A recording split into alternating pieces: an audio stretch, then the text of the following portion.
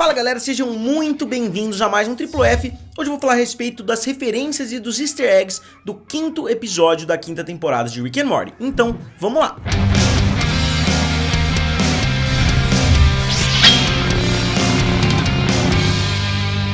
E pessoal, se vocês ainda não são inscritos aqui no canal, se inscrevam que vocês me ajudam bastante. Então vamos cair direto nas referências desse episódio, até para o vídeo não ficar muito longo. A primeira referência é a mais óbvia de todas, o nome do episódio é American Graffiti, que é uma referência ao filme American Graffiti do George Lucas. E o filme foi um sucesso gigantesco, mesmo antes do lançamento de Star Wars. O filme custou $700 mil somente e fez mais de $200 milhões entre bilheteria e venda de VHS, etc. Então, mesmo que o George Lucas nunca tivesse feito a franquia do Star Wars, ele ainda seria o criador de um dos filmes de maior sucesso, pelo menos em termos de lucratividade.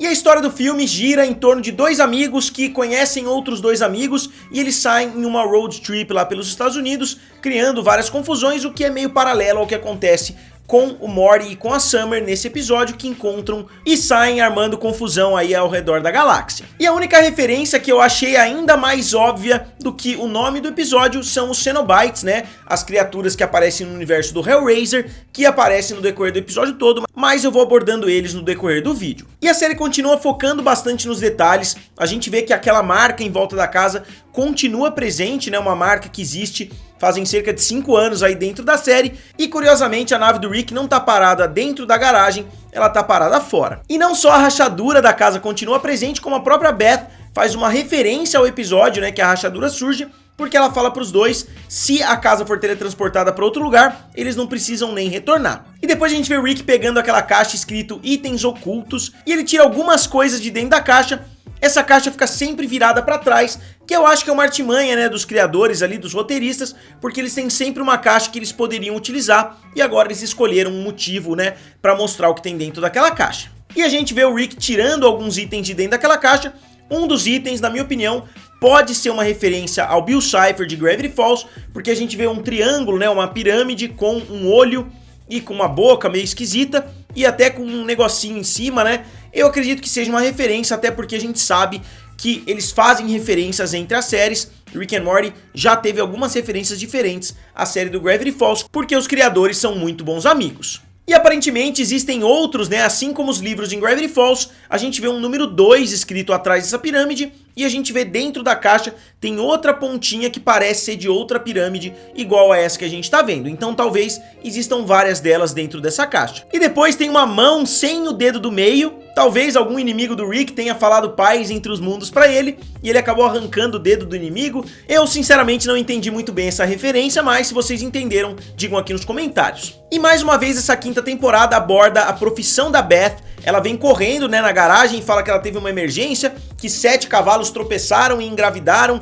e agora eles estão dando à luz. Eu não sei se é uma piada com os episódios anteriores ali, né, que envolveu, né, um cavalo parindo, né, que envolveu aqueles cavalos no final. E eu acho que eles continuam citando a profissão da Beth numa tentativa de tentar criar aquele clima familiar que a gente tinha na primeira temporada. Eu sei que o Rick e o Morty não estão mais saindo em tantas aventuras assim, mas a gente tá vendo um esforço da série em tentar trazer a série de volta ao que a gente tinha visto nas 2 primeiras temporadas, e eu acho que eles estão conseguindo trazer esse clima familiar de volta. E a Beth fala pra Summer não fazer nada com vapes, né, quando ela tá indo embora. Ela fala: Summer, nada de vape stuff, né, coisas de vape. Provavelmente uma piada com o episódio da temporada anterior, Children of Morty, quando ela tá fumando o vape ali dentro da nave, né, aquela nave que atravessa a cabeça de Zeus. E em outros momentos a gente já viu, né, que a Summer pode passar um pouquinho dos limites. E depois eles conseguem juntar a piada mais clichê possível, que é a Summer virando e peidando na cara do Morty, né? Todo mundo fala que o humor de peido é o humor mais baixo que existe, só que ela vira e fala: se você não rir, né, se você não achar graça, você é machista, ou sexist, né, mais ou menos a palavra que ela utiliza. E isso é uma piada muito legal, porque se você critica qualquer tipo de piada, principalmente eu acho que pode ter sido uma indireta para os filmes da Amy Schumer, que faz muito humor desse tipo, e se as pessoas criticam, elas são acusadas de serem machistas, e a mesma coisa vale, né, para um filme como Ghostbusters, um filme estrelado por mulheres, que eu entendo, muitas pessoas foram muito radicais nas críticas, mas parecia que você era obrigado a gostar, que se você não gostasse, você estava sendo machista contra as mulheres que atuaram nesse filme. Então, eu acho que tudo, como sempre, tem que ter um equilíbrio. Você pode criticar o filme, desde que você não critique o fato de serem mulheres no elenco principal. E pessoal, eu queria aproveitar esse vídeo para falar, eu comprei esses itens aqui lá na Amazon, né, aqui é o Wasp Rick, que aparece no episódio da temporada anterior. Se vocês quiserem conferir alguns itens de Rick and Morty lá na Amazon, eu vou colocar o link aqui abaixo. E o Rick usa a arma de portais pela primeira vez nessa quinta temporada, só que a gente não vê ele usando a arma de portais, a gente só vê o portal aberto e ele e o Jerry atravessando, então ela não fez uma participação literal, ela apareceu no primeiro episódio quando aquele pássaro puxa a arma de portal do Rick, mas nesse episódio a gente vê ela realmente sendo utilizada, mesmo que o Rick e o Jerry não tenham ido para outra realidade, eles foram somente para outro lugar, foram para um beco distante, a gente não sabe exatamente aonde. E depois a gente vê o Jerry usando uma espécie de cubo mágico do mal ali, né, pra summonar os Cenobites. E o portal parece bastante uma parte feminina, né, que eu não posso falar aqui no YouTube. E obviamente todas essas cenas giram em torno do universo do Hellraiser, que é inspirado no livro do dramaturgo inglês Clive Barker, que é o livro Hellbound Heart, que seria o equivalente a Coração Infernal em português, só que o estúdio achou que o filme ia parecer muito com um romance, com um drama pelo nome, né, Hellbound Heart, então eles decidiram dar outro nome, e depois de alguns nomes absurdos que eu também não posso citar aqui pra vocês, se vocês quiserem, basta vocês pesquisarem, eles deram o nome de Hellraiser. E o Rick estando junto com o Jerry, né, é o combo perfeito para esses Cenobites, justamente porque o Jerry, ele fala muitas besteiras, então eles gostam disso, e o Rick, ele sente vergonha alheia, né, do que o Jerry tá falando, então eles acabam ganhando dos dois lados. E o Jerry cita nesse momento, né, que o karaokê tem todas as músicas de Smash Mouth, que pra quem não sabe é uma banda muito popular lá nos Estados Unidos que fez aquela música do Shrek, todo mundo conhece mais como música do Shrek, e eu acredito que eles tenham zoado, porque deve ser aquelas músicas, assim como aqui no Brasil, tem aquelas bandas que todo mundo quer cantar no karaokê. E voltando pra história do Morty e da Summer, a gente vê o Bruce Chutbeck aparecendo com aquela música do Dan Harmon, como eu tinha falado já na minha reação do episódio. O Dan Harmon tá se envolvendo cada vez mais, ele fez a música do Children of Morty, ele cantou uma música inteira, então eu acho que ele tá se envolvendo mais nessa parte de dublagens.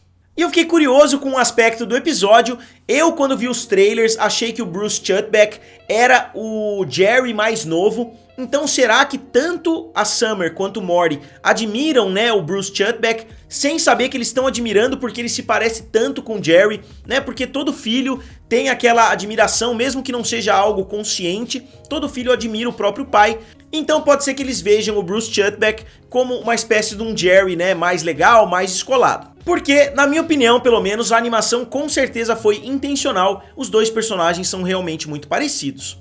E quando o Morty liga a televisão, né, na TV a cabo interdimensional, tá passando uma propaganda de nada menos do que Story Train, que é justamente, né, o trem que a gente vê no episódio do trem da quarta temporada. E quando o Morty vai sair da sala pra falar com a Summer, ele fala pro Bruce, feel fear, né, que seria sinta medo, e depois ele corrige para feel free, que seria sinta-se à vontade. Então ele estava de certa forma avisando, né, as experiências que ele iam ter dali em diante, e a gente vê que de fato o Bruce ficou com medo no decorrer das viagens. E eles vão para a cozinha e o sistema de segurança do Rick fala fala assim, e eu já tinha falado no meu vídeo a respeito dos trailers que era uma referência a Jurassic Park, mas nesse momento o próprio Rick cita diretamente que ele tinha acabado de assistir Jurassic Park, o que mostra que não só é uma referência, como eles incluíram isso dentro da série. E a voz da nave do Rick, pra quem não sabe, é interpretada pela Kari Wahlgren, que é a mesma atriz que interpreta a Jessica e a mesma atriz que interpretou a Diane Sanchez. E a Summer faz uma breve referência ao episódio do Microverso, né, quando o Rick manda a nave tomar conta, cuidar da Summer. E a gente vê inclusive aquele momento, oh yeah, do Ferris Bueller's Day Off, ou Curtindo a Vida Doidado, que é um filme que foi alvo de mais referências nesse mesmo episódio. E depois disso a gente vai pro bar, a gente vê a Beth encontrando o Rick e o Jerry, porque ela tá tentando entender o que aconteceu, eles fazem até mais uma piada com os cavalos, porque os cavalos nascem muito rápido.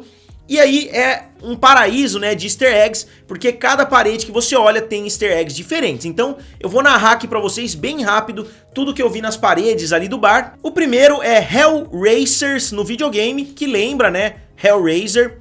Depois o nome da cerveja que o Rick toma é Foamies né, que a gente já viu ele bebendo antes, lembrando que o nome daquela cafeteria, restaurante que eles vão, chama Shoney's. Será que a mesma corporação é dona, né, dessas duas empresas, dona dos restaurantes e da cerveja? E do outro lado a gente vê a frase karaokê, porque as pessoas não eram barulhentas o suficiente.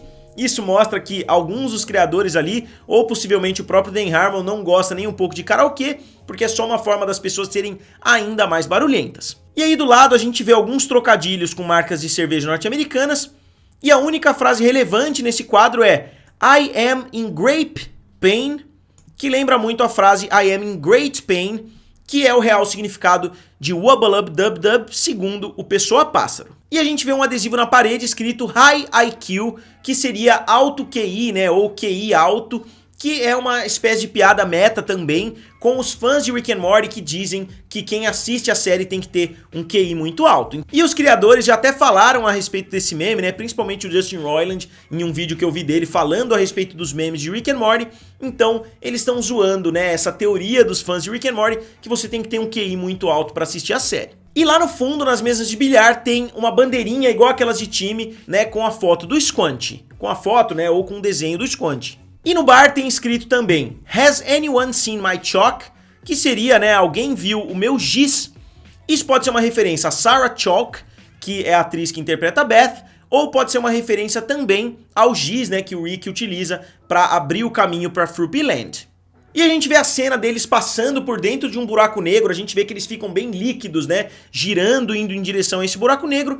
Pra mim, né, não é uma referência, mas é uma cena parecida com a cena de Whirly Dirly Conspiracy, quando a gente vê o Rick e o Jerry, né, fazendo mais ou menos a mesma coisa, só que a cena do Whirly Dirly Conspiracy é uma das melhores cenas de Rick and Morty até hoje, eu inclusive fiz um vídeo analisando ela. E a Summer, né, batendo ali com um taco de beisebol nas caixas de correio, pode ser uma referência a não só um filme, como a vários filmes diferentes. A gente tem o filme Stand By Me, que é um grande clássico, o filme Dazed and Confused, o filme Os Esquenta-Bancos, então muitos filmes já fizeram mais ou menos isso. E eu não sei vocês, mas quando eu vi a nave puxando aqueles outros planetas, eu me lembrei do Superman dos quadrinhos. Tem cenas muito famosas do Superman puxando os planetas, né, com uma corrente gigantesca. Eu não quero nem saber a força do Superman, mas com certeza a fabricante dessa corrente merece os parabéns. E depois a gente vê uma nave, né, que lembra bastante uma parte masculina, né, eu falei de uma parte feminina, agora tem uma parte masculina, e essas naves lembram bastante os Pod Racers do primeiro filme do Star Wars, primeiro filme não, né, o Star Wars episódio 1, porque o primeiro filme foi o episódio 4, mas a gente vê mais uma referência ao George Lucas. E a gente descobre através da nave que o Rick se recusou a lutar com o Galactus, mais uma vez batendo na tecla que o Rick se recusa a fazer qualquer coisa que heróis convencionais fariam. Como o Galactus é um vilão da Marvel, então o Rick se recusou a brigar contra aquele vilão. E a gente sabe que os criadores não são grandes fãs, né, deste universo dos heróis, principalmente pelo episódio Vindicators.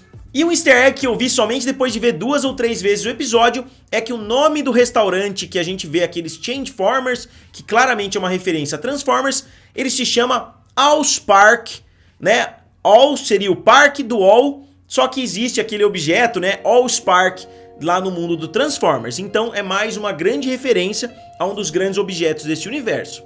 E esses Changeformers, né, não sei se vocês sabem, mas Change é basicamente a mesma palavra que Transform, né? Change é mudar e Transform é transformar. Então eles deram um nome praticamente sinônimo. E o carro, né, que o Changeformer ali se transforma, na minha opinião, né, por azar ou por sorte, eu assisti há pouco tempo o primeiro filme do Velozes e Furiosos e me lembrou bastante o carro do Paul Walker. E até o Changeformer que tá do lado desse daí tem um cabelo igualzinho o Rick. Eu, no primeiro momento, achei que seria a versão carro, né, a versão Changeformers do Rick, mas acabou não sendo. E depois disso a gente vê a nave querendo perder a virgindade, foi mais um twist ali, né, mais uma virada que eu achei um pouco desnecessária. Eles estão apelando bastante pra esse lado, né, nessa quinta temporada, e eu vejo que é uma das reclamações mais frequentes dos fãs. E no banheiro, né, do bar, a gente vê mais uma cena recheada de easter eggs, assim como a cena principal, a gente vê mais um monte de easter eggs no banheiro, começando por mais um adesivo escrito IQ, né, você tem que ter um alto QI, e aí uma pichação escrito The Flash Curtains Really Suck, ou a Flash Curtain é realmente ruim. Eu sinceramente não fazia a menor ideia do que era Flash Curtains, Até eu escrever no Google, né, eu queria agradecer o Google, porque eu digitei e apareceu que é a banda do Rick, né, do Pessoa Pássaro e do Squanty. Essa apareceu já em episódios, né, aquele pôster da banda, mas eu não me lembrava de cabeça o nome. E mais algumas frases no banheiro, eu não consegui ler muito bem o que estava escrito, tem uma que parece estar escrito alguma coisa Zeppelin, e outra para uma boa experiência, ligue, e aí o número eu também não consegui identificar o que estava escrito, mas são coisas que você vê em banheiro de rodoviária e essas coisas, se vocês já foram em banheiros públicos, geralmente tem alguma coisa escrita na porta. E parece que se você completar tudo, vai estar escrito Pinhead was here, né, alguma coisa do tipo, e é o Pinhead claramente, né, o personagem principal da saga Hellraiser. E dentro do banheiro com Jerry a gente vê mais alguns escritos, a gente vê Hail Satin, I Like Fleece, e No More Power Ballads. O Slash supostamente disse isso pro Axl Rose antes de deixar, né, o Guns N' Roses. Guns N' Roses tem uma história muito confusa, em algum momento o Slash disse isso pro Axl Rose e alguém que trabalha num karaokê com certeza já tá cansado de ouvir essas Power Ballads, que seriam aquelas músicas mais melosas de rock. E mais um detalhe no banheiro é o símbolo do Wu-Tang Clan, que é um grupo de rappers lá dos Estados Unidos. E pra finalizar, ao lado do negócio de tirar papel, a gente vê Klex Queen, uma referência àquela droga, né, que a gente já viu o Rick usando anteriormente e que, inclusive, a polícia encontrou em posse de algum deles ali, ou do Morty ou da Summer, né, quando eles capturam ali eles falam que eles estavam com posse de uma droga. E a gente vê os robôs numa estação de esqui que me lembrou o filme A Ressaca, né, que é aquele filme que a banheira viaja no tempo. E esse filme por si só é uma referência àqueles filmes da década de 80, comecinho da década de 90, né, de estações de esqui, que, convenhamos, não foi um gênero que envelheceu tão bem. Hoje esses filmes são extremamente datados. E quando a nave é descoberta, né, ela queima todos os robôs usando óleo, mais ou menos como o R2-D2 faz. E a gente vê um dos robôs gritando "Oh, the Changeformity", que seria uma referência ao acidente do Hindenburg, que ficou muito famoso porque eles gritam "Oh, the Humanity", né? Quando aquilo pega fogo numa grande tragédia, e eu me lembro exatamente disso porque o Newman, que é um dos meus personagens favoritos em Seinfeld, grita exatamente isso quando o caminhão de correio dele começa a pegar fogo, ele grita "Oh, the Humanity", que seria aí, em tradução livre, né, ou a humanidade. E a música que toca nesse momento é muito legal, é muito sombria, e ela fica somente repetindo que coisas malvadas estão acontecendo. E a gente vê nesse momento o inferno de Rick and Morty, que pra minha surpresa não é tão criativo assim, parece bastante o episódio daqueles bichos que grudam na cara, parece mais ou menos aquele mundo. E no final das contas, né, os ganchos defeituosos que o Rick tinha vendido lá no começo, né, ele tem que cumprir aquela promessa do Jerry porque ele vendeu ou ele cedeu pra eles ganchos defeituosos, e ele acaba sendo salvo pelos próprios ganchos defeituosos porque ele tá amarrado e os ganchos acabam quebrando. E o Rick faz uma referência à família Addams que lembram bastante os Cenobites porque eles gostam de coisas que outras pessoas convencionalmente não gostam. E os raios da nave lembram as cores do Voltron, lembrando que o episódio 7 dessa temporada a gente já sabe que vai girar em torno do Voltron. E eles acabam correndo pra casa, né, no melhor estilo, curtindo a vida doidada, pra deixar a nave ali antes que o Rick, a Beth e o Jerry cheguem. E o Bruce Chudbeck sendo zoado ali na cena pós-crédito, né, sendo zoado porque ele tava usando exatamente a mesma calça do dia anterior, pra mim é uma piada dupla. Primeiro, que mostra como as crianças, né, como os jovens de high school são mesquinhos, né, na época do ensino médio, eles estavam pegando no pé somente porque eles estavam precisando de alguma coisa, né, pra meio que abaixar o nível do Bruce Chudbeck. E é também uma piada meta, porque todo mundo na série usa exatamente a mesma roupa todos os dias. Então, quer dizer que eles criaram qualquer desculpa pra criticar o garoto, sendo que todos eles estão sempre usando a mesma roupa. Então é isso, pessoal, eu encontrei mais algumas coisas que eu decidi não citar no vídeo, porque talvez não seja uma referência, né, talvez eu tenha procurado pelo em ovo, mas de qualquer forma foram esses os easter eggs que eu encontrei. Eu não fiz vídeo a respeito dos easter eggs dos 2 episódios anteriores, mas eu vou soltar já nos próximos dias. Então, se vocês encontraram alguma coisa que eu não citei aqui no vídeo, digam aqui nos comentários, curtam o vídeo e se inscrevam no canal. Valeu! E nos vemos em breve!